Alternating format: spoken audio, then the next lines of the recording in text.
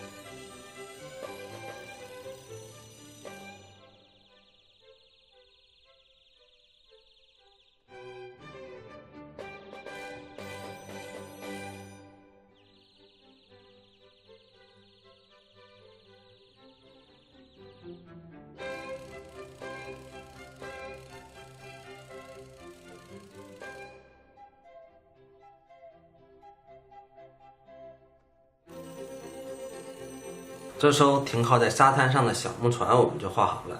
这个一定是渔夫打完鱼啊，把船停到沙滩上，然后回家了。这个幅画呢，我们主要练习曲线的画法啊，一条条曲线，而且根据它的疏密，体现这个透视的远近感啊。这节课呢就到这里了，小朋友，如果你在学习过程中有什么问题，可以给我留言。如果你觉得这节课对你有帮助，请帮忙转发，和更多的小朋友一起学习。高级红剑，感谢你的关注，小朋友再见。